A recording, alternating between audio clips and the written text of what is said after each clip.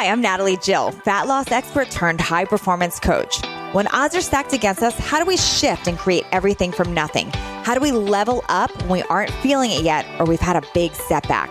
On this podcast, I'll be talking to some of the most inspiring and courageous men and women on this planet who, at their worst, learned how to achieve success greater than they ever dreamed possible, leveling up and creating everything from nothing. Robin Long is a mother of four and the creator of the very popular Pilates community, The Balanced Life. Now, what you don't know yet about Robin is that her business started from nothing when she was barely making ends meet and she was struggling to even pay rent. But you see, Robin had a vision. She wanted to bring Pilates to more people, and she wanted to create a stress-free, present, enjoyable life that she could truly enjoy with her husband and now 4 children. Join in today and learn exactly how Robin Long leveled up and created everything from nothing. I'm here today with my friend Robin Long, who is the founder of The Balanced Life, which is an incredible, incredible Pilates community. Robin, thank you so much for being here today on Leveling Up. Oh, it's my pleasure. I'm so honored to be here. So Robin, your business, it kind of came out of nowhere and it's everywhere now. Like I see your challenges, your Pilates community, it's so big online and I see these people go through it. They just love what you stand for, love what you teach. But here you are, you're a mother of 4 and you really built this from nothing. And I just want to know, like, who were you before all this and where did this even come from? Yes, it's a great question. It definitely did kind of start out of nothing. I started as a Pilates instructor originally, just classic traditional Pilates instructor, teaching classes hour by hour. I was doing classes in gyms, classes in studios, classes for corporations, private clients, everything that you have to do as a fitness instructor to make ends meet, really, because you're getting paid by the hour and it's a lot of work to pay the bills as a fitness instructor. So I was actually doing that at the time that my husband went back to grad school. So I was actually, the breadwinner at the time, or attempting to be, as he was in grad school doing his studies and I was trying to pay our rent. So I was teaching Pilates before we had kids. Okay. And I was working probably 8-hour days, teaching as much as I could without totally burning myself out. But I could tell that burnout was coming at that rate. And I was also realizing, okay, I want to have a family in a few years.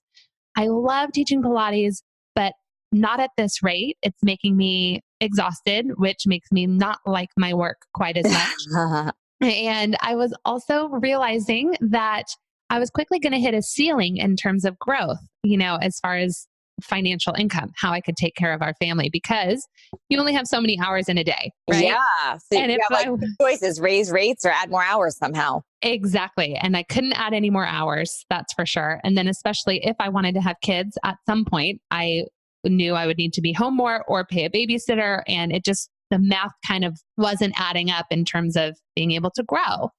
So between that, and then also moving around quite a bit with my husband and having to start over every single time I moved with my clientele. I would spend all this time and energy building relationships with clients and building my classes, and then we'd move. And then I'd have to start from zero. I did that multiple times.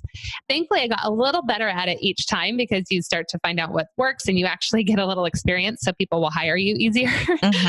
But with that, I started thinking, how can I take this to more people, impact more people, help more people, and also, create more of a lifestyle that will serve my family, my future family, and my desires. And so I started filming Pilates classes in my little guest bedroom in my tiny little, probably, I don't even know, 800 square foot apartment. Okay. In our guest bedroom with my iPhone. I would just prop it up on some pillows and start filming. I love that. Yeah, I got the idea to create a 6-week program. And this was before, I'm trying to think, this was about 9 years ago. So this was before, online fitness was everywhere. So where did you even where did this even occur to you? Like, were you following stuff online? Did somebody give you the idea? Because there's a lot of people listening right now that are doing something hourly and they have a passion for something and they hear about it now. But 9 years ago, that wasn't something a lot of people were talking about. So where did the idea even come from? Yeah, I think it came more from just the really practical desire to be able to teach clients after I had left. So I had built these relationships with clients in Santa Barbara, and then I left to move to the Bay Area, and they still wanted to learn from me. They still wanted workouts. So I thought, oh, I can film some workouts and send them to you in the video form. So it was literally going to be for the clients initially. Like, I'm going to film this for them. Yeah. But it didn't take long for that to just somehow click in me. I mean, it was in the time when Twitter was just catching, it didn't take too long for me to click and think, could I somehow turn this into something I could package up and sell? I don't know why, but. So when you were first doing it and you were filming them with the propped up pillows and the iPhone, which I just love, were you talking to one client at a time? What was your plan? Like, were you going to put it in Dropbox and email it to them? What were you thinking at the time when you were going to create those? Yep. The plan was to send them out via email, but I always had the thought that I would do it in more of a group way. So it wasn't just for one client. I was filming as if I was teaching to a group, even though I was just in my little bedroom, and was uploading them. I was figuring everything out as I went. I do not know how to edit videos. I did not know how to edit videos. So I didn't ever edit anything because I didn't know how. You pressing the button to turn it on. Yep, that was in there. Yeah. Every mistake was in there. And just uploaded them I was actually using Box, so very similar to Dropbox because my friend worked there and he showed me how to get it set up. And I figured out how to somehow bring it all together with a PayPal button and this cheap little integration that would somehow send everything. Was very manual, obviously, at the time. And I just would send it out via email. So I remember once I kind of got this idea and started bringing it together, I did find an online course that was teaching how to grow your wellness business online. Okay. How did you even find the course? Probably Twitter. Okay. Yep. And I didn't know the women who were teaching it. I didn't know anything about it. In hindsight now, it was actually a great course, but they did it one time and then it disintegrated. I'm not sure what happened after, but maybe you were their only customer. It's possible because it was in those early days of online courses. So. But to me, it helped me bring the vision of, how to create some kind of online offering and bring together just the pieces of who I'd be serving and what I wanted to teach and how to bring it all together as something that you can turn around and sell. So I love this. I love your story. And I love how it reminds me of a little bit about how I started. I think we had talked about this at one time before we knew what we didn't know, and just kind of going with it and roughing it and just doing it because you have the intention to serve. Did you ever, when you were doing this, did you ever struggle with it's not going to be good enough or it's not going to look like other people's, or did you just not even care about that? What was going on in your mind with that? Because clearly, like you said, you didn't know how to edit. You didn't know how to do this. You were sort of winging it. Were you comparing to anybody else, or how did you prevent you from getting in your head around that? Yeah, I think I was lucky and that everyone wasn't doing this at the time. So I think in the sense that I felt like I was making it up as I was going, I didn't have a lot of people to compare myself to. Okay. There were some other bloggers out there putting out, YouTube videos obviously were a thing. But I just didn't spend a lot of time thinking about it or worrying about it. One thing that I've always been careful about from the very beginning is I actually don't follow a lot of people online, especially in the fitness industry. And I think in that way, that really protected me from seeing what other people were doing and feeling like it wasn't good enough. Important. Such an important message, because I think that happens a lot. We get into this comparison mode. Totally. Yeah. And that's something to this day I'm actually very intentional about. I follow very, very few people in similar industries. And for that reason alone, I think it messes with your creativity and it messes with your, you think, oh, they're already doing that and they're doing it way better than me. So why should I even try? Yes. So I think, from the very beginning, I think I was sort of protected by that, and just that I didn't follow a lot of fitness people. And then having the focus on just being, I knew from the beginning, I knew the small handful of people I was hoping this would serve, which was past clients, and focusing on that. Just what's my next step? Who are those first people I can help versus thinking I was going to just get out to the masses and explode in a large way at the very beginning. I knew very few eyes were actually seeing the work that I was doing. And I think my first two purchases were my mom and my mother-in-law. I love it. They were supportive no matter what. But it was more, focusing on who can I help in my closer circle before it became something that was being really expanded to the masses. And what I love about this too is and what I'm hearing from you, and I know people are picking up on this, is that you did not jump into this with how do I get rich quick, which is what happens online a lot. You truly started this with how do I serve my audience better, reach more, and allow for me to have a life I want to live, like to be present in my life. Yes, totally. It was starting with that and thinking, if I could make money from doing this, that would be really cool. But not, again, I think it was partially the benefit of it not being so popular that it was like, hey, if I can add this as some side income to supplement my teaching, that would be awesome. And if it can help free me up, that would be awesome. And even more than that, I never fully fit in the fitness industry. My message is a little bit countercultural to the fitness industry in a lot of ways. So? I'm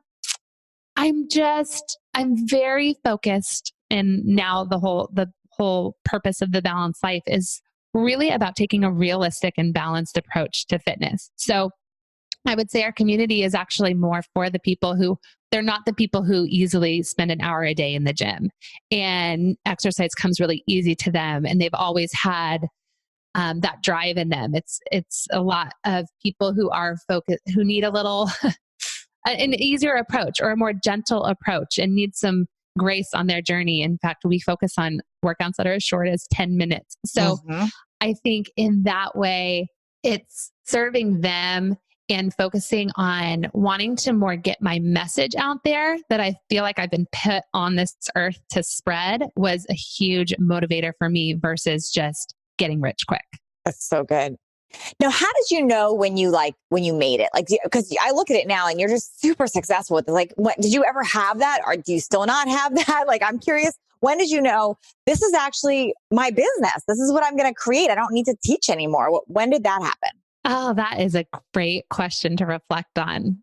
I'll say that there were a lot of years of putting stuff out there that it felt like no one was reading, no one was responding to. Okay. I would ask questions on social media. No one would respond. I specifically remember doing like a no sugar October challenge thing on my blog when I first started, and essentially pretending like people were going through it with me. I don't know, maybe someone was going through it with me as they were reading, but no one was commenting and no one was really participating. So great. But I just kept doing that. I mean, day after day after day. And I don't remember exactly what year it was, but I somehow connected. I mean, somehow meaning I had been reaching out to brands. I connected with Athleta. And the stars aligned, and somehow their editorial person at the time must have needed some content and must have needed it fast. Okay. Because I was running a free Pilates challenge called the Pilates Summer Series. And they needed some content for their blog. So they posted it on their blog for their audience. And that was a key moment. And I think it did not lead to like an explosion or anything like that. But one reason when I knew, okay, I feel like this is taking off and starting to prove that it's a true concept, is people started responding to me online. Honestly, the most simple thing. I started getting comments and answers to my questions. There was actually an audience coming back to me.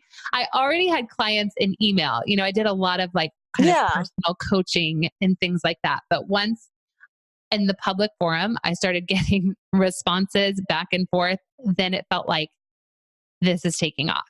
I know that sounds silly, but no, I love it because I'm listening to you and I'm thinking, if I put something out there, even right now, like if I put something out there and there was no comments or engagement, I would quickly come to the assumption that it's not working. I'm done. So how did you not do that? I want to know that. I want some of that. That's a great question. I think because I had this small devoted group that I was working with mostly via email. So my programs at the time, the initial program that I launched was a 6-week program, 6 weeks of Pilates workouts, a 6-week meal plan, and coaching with me via email. So I would go back and forth with them. Got it. That was slowly building. So every time I launched it, a number of people who signed up got bigger, and it just kept filling. I was able to keep filling it and keep running it. And so I think because I had that going on, I saw the transformation that women were making. I was getting the back and forth in that way. I knew that it had legs and I knew that it could work. I think it was just, getting started online and growing an audience online just takes more time than a lot of people realize. And so I think I just had that vision. I knew it could work. I just knew that I had to keep showing up. Gosh, that's so good, Robin. Everyone, please listen to this because I think the opposite is normally so real for people. They look at feedback instant and they jump to a conclusion. Yes. And what you did was you stuck with your vision and your intention, and look what happened. It's amazing. Yes, absolutely. It's incredible. Okay, so clearly there's so many things that you've done right, but what I'm also noticing is that I look at you and me, we kind of started in a similar way. Like we started just grassroots doing our own thing. What I did wrong and what you did right, I'm going to share this, is that I got easily distracted into like a million different directions. How did you stay focused on one thing and build on that? Oh, because was it tempting to go to other things? I think at the time, so I launched The Balanced Life. I started running some online programs, and shortly after I had my first baby. Okay. Also at the same time, my husband finished grad school and didn't have a job. Okay. We moved to Colorado to take a job. It didn't quite work out. It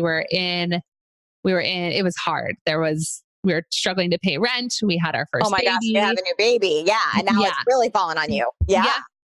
And so I think given the fact that I was home with my baby, didn't have any childcare, and was struggling to make ends meet, struggling to pay the rent, struggling to afford groceries, that right there, I knew I had to keep it laser focused because I could only work during nap times and after bedtime. Because I had a baby who was eventually a 1-year-old running around. And I think my limitations in terms of time, finances, and really expertise or connections, all of those limitations that I had in the beginning actually helped me to stay focused, knowing I only have 2 nap times to do some things. So I couldn't go in 100 different directions without it, completely ruining the one direction I was going. It's so brilliant too, Robin, that actually happened to you that way. And because I feel that so many entrepreneurs, especially, that is a struggle that they work to get back to, where they start with one thing, it's working, they add a lot of things because they were trying to please everybody. And next thing you know, it's out of control. And then they work to get back to focusing on one thing. So you stayed that course, which is incredible. Yeah, that's a good point. And it's something though that I'm still working through, right? As you can relate to. So now I'm at a completely different place in my business where it is bigger and it is growing and it is successful. There's more opportunities now. Yeah. And I have more help. I have a team that I work with. And so we could now potentially go in a lot of directions. Yeah. And we've definitely branched out in some ways. But to this day, same way you're working on this and growing in this, to this day, I have to step back over and over and over again and say, okay, just because we can do that, should I do that? Got it. Yeah. Great. Just based on this conversation, I don't think you should. I think what you're doing is working. I think it's amazing. So now you have 4 kids. Holy moly. So you're running this business. You have 4 kids. How do you do that now? Oh my gosh. It's crazy right now. So I have And by the way, how old are your kids? Yeah. I have a 5-year-old, a 3-year-old, and 8-month-old twins. So listen up, people. She's running a business, serving so many people. She's got 4 kids and she's fit and in shape. How do you do it? Oh, a lot of help right now, a lot of structure, a lot of routine. just focusing on the most important things and letting everything else go. Mm. So that's kind of a wide overarching answer. But I think taking the time over the years to strategically help build my team is massive. I mean, I was doing everything myself and now have a solid team of women in place. We all work remotely. Half of us are moms and work really well together as a team. That's hugely helpful. And I currently work 3 days a week and then 2 days I'm with my kids. So I have to get really, really laser focused on what my priorities are. And literally, this is something that I'm dealing with. I'm working on every day. I would not say I have it all figured out. It hit me too. And I'm wondering, I'm sitting here listening to you and I'm thinking of what you do and what you built as a living, and it's Pilates based. And if for the little I understand about Pilates, because it's very little, doesn't it take being patient and present and being still in your mind and focusing on what you're doing in Pilates while you're doing it? Absolutely. Which is interesting because that's really what you've built in your business and your life too. That is such a cool connection. I love that. I literally just put it together and I'm thinking of my high intense, fast stuff. But that does in my life. So it's interesting how I feel that supports what you do. That I love that you just made that connection. No one's ever made that before, including myself. And Pilates is very much an exercise that's focused on mindfulness, focus. And beyond that, it's focused on kind of getting the most bang for your buck, right? So instead of doing 100 reps of something, you do 10, but you do them very intentionally, focusing on the right muscles, the right alignment, the right breath pattern. And so it's all about efficiency. And so it's interesting that you make that connection because that's how I have to strive to work. And I believe that it just came up for me. I really hear that in you. And I feel that that's, you truly live the balance, like what you call your business, because that's what's reflecting. Like you're not only an example of it, you've taken it into your business and your life, which is super cool. Thank you. I'm always working on it. And honestly, it changed every season. It has to change. You know, there are new challenges and like what was working last season or last month doesn't work. So there's a lot of figuring it out over and over and over again. Yeah. What would you, if somebody's listening to this right now and they are hourly work, because I know a lot of people listening they're thinking about starting their own business, doing something. What would you tell them? I mean, if it's working for you and you enjoy it, keep going because there's nothing inherently wrong with that if that's what you love. If you're frustrated by that, then I would just challenge you to think, how can you help more people, thinking of it that way, without requiring more of you? So it might even be something as simple as expanding into a group setting.